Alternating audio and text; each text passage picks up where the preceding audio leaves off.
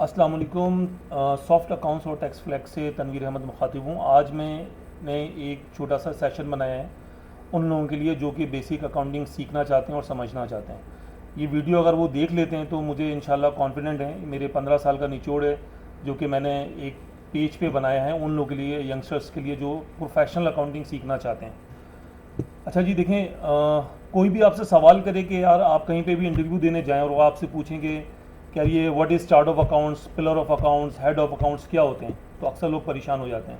तो कुछ भी नहीं होता है, याद रखने के लिए आपने याद रखना है अल्सर। अल्सर आपने ई की जगह ए करना है और अल्सर याद रखना है, ठीक है। अल्सर का मतलब क्या हो गया जी? Chart of accounts, pillar of accounts या हेड ऑफ अकाउंट्स क्या होते हैं? एसेट्स, लाइबिलिटी, कैपिटल, एक्सपेंस और रेवेन्यू। पूरी दुनिया में जो अकाउंटिंग है वो इन्हीं 5 हेड ऑफ अकाउंट्स से हो रही है, इसके अलावा कोई छठा हेड ऑफ अकाउंट्स नहीं है, ठीक है जी। तो ये आपने सबसे पहले याद कर लिया कि head of accounts, chart of accounts क्या होते हैं? एसेट्स, लाइबिलिटी, कैपिटल, एक्सपेंस और रेवेन्यू। अच्छा, ये जो 5 हेड हैं बेसिकली इससे मिलकर आपकी 2 चीज़ें बनती हैं, एक इनकम स्टेटमेंट और दूसरी बैलेंस शीट। आपने ये भी नाम सुना होगा। तो बैलेंस शीट जो बनता है वो इससे बनता है, ALC मतलब एसेट्स, लाइबिलिटी और कैपिटल से बनता है आपका बैलेंस शीट, और एक्सपेंस और रेवेन्यू से बनती है आपकी इनकम स्टेटमेंट, ठीक है। वो भी मैं अभी आपको बताता हूँ। अच्छा, अब एसेट्स में भी ना 2 तरह के टाइप होता है, एक करंट एसेट्स और एक फिक्स एसेट्स। इसके अलावा लाइबिलिटी जो होती है वो भी 2 तरह की होती है, एक करंट लाइबिलिटी और एक long term liability. Honour equity capital का मतलब क्या होता है? ऑनर इक्विटी या शेयर होल्डिंग, जो भी आपका जो है वो पैसा लगा हुआ है या जो आपके पास एड ऑन हो रहा है। एक्सपेंस का मतलब क्या होता है कि 5-6 इसके मुख्तलिफ एक्सपेंस है, admin, financial, sales and marketing और अदर एक्सपेंस। अच्छा, ये जो है ना, ये इसकी डिटेल आपको बाद में मिलेगी कि फिक्स एसेट्स में क्या क्या आते हैं, करंट एसेट्स में क्या आता है, ये आप नेट से डालेंगे आपको मिल जाएगा। करंट लाइबिलिटी क्या क्या होती है और लॉन्ग टर्म लाइबिलिटी क्या क्या होती है, ये नेट से आपको मिल जाएगा।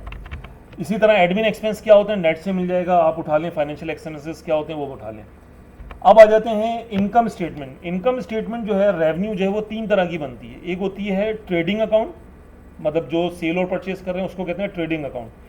एक होता है मैन्युफैक्चरिंग अकाउंट। मैन्युफैक्चरिंग अकाउंट का मतलब क्या होता है कि कोई चीज़ जो है ना मैन्युफैक्चरिंग हो रही है, रॉ मटेरियल भी आ रहा है, फिनिश गुड्स भी आ रहा है, तो वो मैन्युफैक्चरिंग अकाउंट्स भी बनते हैं।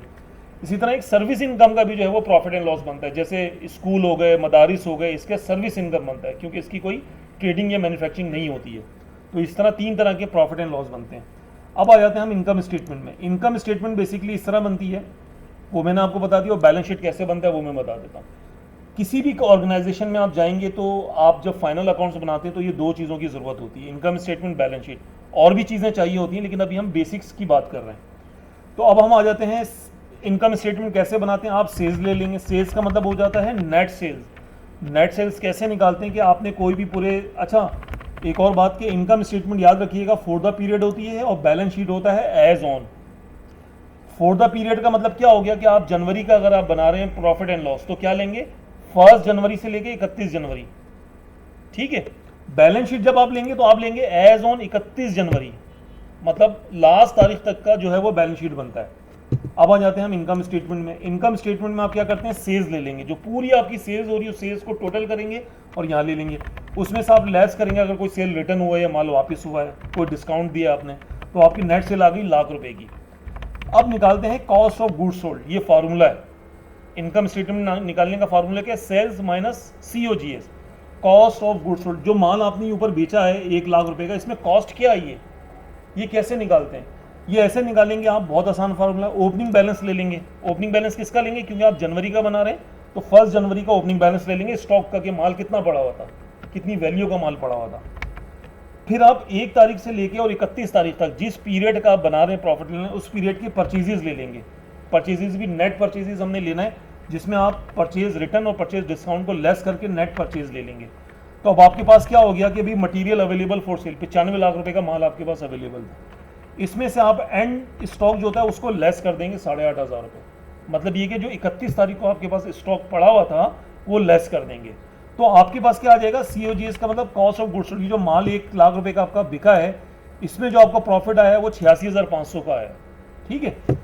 जैसे ही आप इस कॉस्ट को लेस करते हैं नेट सेल से तो आपका GP आ जाता है, ग्रॉस प्रॉफिट, कि जो आपने कारोबार किया है उसमें आपका ग्रॉस प्रॉफिट क्या है, वो आपका आ गया 13,500। इसमें से आप वो तमाम एक्सपेंसेस को लेस कर देंगे जो बिजनेस एक्सपेंस होते हैं इस पीरियड के, जो पीरियड हमने ऊपर डिसाइड किया जनवरी का। तो 10,000 का एक्सपेंस करके अब आपका नेट प्रॉफिट कितना आ गया? 3,000 रुपये। ये वो चीज़ है कि जो हर स्मॉल एंड मीडियम इंटरप्राइजेज मांगते हैं कि भाई मुझे क्या फ़ायदा हुआ, क्या नुकसान हुआ, मुझे बताओ। तो वो आप कैसे निकालेंगे? इस फार्मूले के तहत निकालेंगे। अब आ जाते हैं, वो बोलता है यार मेरे पास बैलेंस शीट क्या है, मेरी वेल्थ क्या है, मैं किस जगह पे खड़ा हूँ। उसके लिए आप बैलेंस शीट मालूम करते हैं। इसके लिए आप क्या करेंगे कि आपने पीरियड नहीं सेलेक्ट करना, एज ऑन करना है कि भाई मैं 31 जनवरी तक यहाँ पे खड़ा हूँ। क्या खड़े हैं? अब इसके दो पार्ट होते हैं, देखें, एसेट्स, लाइबिलिटी और कैपिटल। जैसा कि मैंने ऊपर आपको बताया, बैलेंस शीट में क्या आता है? एसेट्स, लाइबिलिटी और कैपिटल। इनकम स्टेटमेंट में मैंने आपको क्या दिखा दिया? इनकम और एक्सपेंस। ठीक है, अब आ जाते हैं बैलेंस शीट में। बैलेंस शीट में जो तीन चीज़ें हैं जो ऊपर हमने हेड ऑफ अकाउंट्स में डिस्कस किया था, एसेट्स, लाइबिलिटी और कैपिटल। अब एसेट्स में बोलूँगा भाई मेरा जो है वो 31 जनवरी 2025 तक क्या पड़ा हुआ था? कैश मेरे पास इतना पड़ा हुआ था। इसमें स्टार्ट या एंडिंग नहीं आता, इसमें क्या था, क्या पड़ा हुआ था। बैंक कितना पड़ा हुआ था 31 तारीख को, कस्टमर से मेरा लेना कितना था, अदर रिसीवेबल कितना था, इन्वेंट्री कितने की पड़ी हुई थी। इस तरह मेरा टोटल करंट एसेट्स इतना पड़ा हुआ था। फिक्स एसेट्स मेरे पास गाड़ी, बिल्डिंग और जो मेरी मशीनरीज है वो 12 लाख की पड़ी थी। तो टोटल मेरा एसेट्स कितने का पड़ा है? 19,25,000 रुपये। अब इसमें से जो है बैलेंस शीट का दूसरा पार्ट होता है, एक लेफ्ट साइड और एक राइट साइड। अब हम जाते हैं राइट साइड पे। राइट साइड पे क्या है? हमारे पास सप्लायर कितना मैंने पैसा देना है जिनसे माल मैंने खरीदा था। एक्रूड एक्सपेंस क्या चीज़ होती है कि जो एक्सपेंसेस हो चुके हैं जो आपने पेड नहीं किए हुए, जैसे सैलरी एक्सपेंस हो गया, इंश्योरेंस एक्सपेंस हो गया, रेंट एक्सपेंस हो गया, ये एक्रूड एक्सपेंस होते हैं। इसकी भी एग्जांपल्स मिल जाएंगी आपको। और अदर पेबल, टोटल आपने पेबल करना है 2,25,000। इसके अलावा 1,25,000 वो है जो आपने बैंक से उधार लिया हुआ था, वो देना है। ठीक है जी, ये हो गए लाइबिलिटी साइड। अब आ जाते हैं इक्विटी। जब आपने कारोबार स्टार्ट किया था तो 1 जनवरी को आपका कैपिटल था 15,73,000 रुपये। उसमें से आपने 1,500 रुपये ड्राइंग किए और 3,000 रुपये का आपका प्रॉफिट आया। वो कहाँ से पता चल रहा है आपको? इस पीरियड का पता चल रहा है कि भाई अभी तक का आपका प्रॉफिट 3,03,000 रुपये है फॉर द पीरियड। ठीक है, ये प्रॉफिट फॉर द पीरियड है। ठीक है, उसके बाद आपके पास जो है ना, ये आपके पास हो गया नेट कैपिटल। नेट कैपिटल कैसे निकाला? ओपनिंग कैपिटल में मैंने लेस किया ड्राइंग, ऐड कर दिया प्रॉफिट, तो मेरा नेट कैपिटल ये आ गया। अच्छा, एक चीज़ मैं आपको बता दूं, इस पूरी अकाउंटिंग की ना एक इक्वेशन होती है, इसका फार्मूला होता है। क्या होता है? अकाउंटिंग इक्वेशन क्या बोलते हैं? इसको बोलते हैं एसेट्स इज इक्वल टू है लाइबिलिटी प्लस इक्विटी। मतलब ये एसेट्स इज इक्वल टू है लाइबिलिटी प्लस इक्विटी, मतलब दोनों बराबर आना चाहिए। अगर दोनों बराबर नहीं है तो इसका मतलब है कि आपकी किसी अकाउंटिंग में एरर है, तो वो आपको ट्रायल बैलेंस से जाके चेक करना है। ठीक है, तो इन दोनों चीज़ों से पहले, इनकम स्टेटमेंट और बैलेंस शीट से पहले क्या चीज़ बनती है? Trial balance. वो ट्रायल बैलेंस आपका बराबर होना चाहिए। वो भी मैं आपको नेक्स्ट सेशन में बता दूंगा। अभी आपको ये मैंने मोटी मोटी चीज़ें बता दी जो एक फाइनल अकाउंट्स बनाने में काम आ रही होती हैं, या आप एक इंटरव्यू के लिए जाते हैं तो आपसे एक अकाउंटिंग पूछ लें तो अभी पूरा सर्कल बता सकते हैं। ठीक है, तो इस तरह आप देखिए, ये आपका जो लेफ्ट साइड और राइट साइड है दोनों बराबर है। इनकम स्टेटमेंट, तो ये एक आपकी पूरी स्टेटमेंट बन गई है। राइट, इसको आपने स्टडी करना है। इससे मुतालिक कोई सवाल हो तो वो करें, इंशाल्लाह मैं गाइड करूँगा।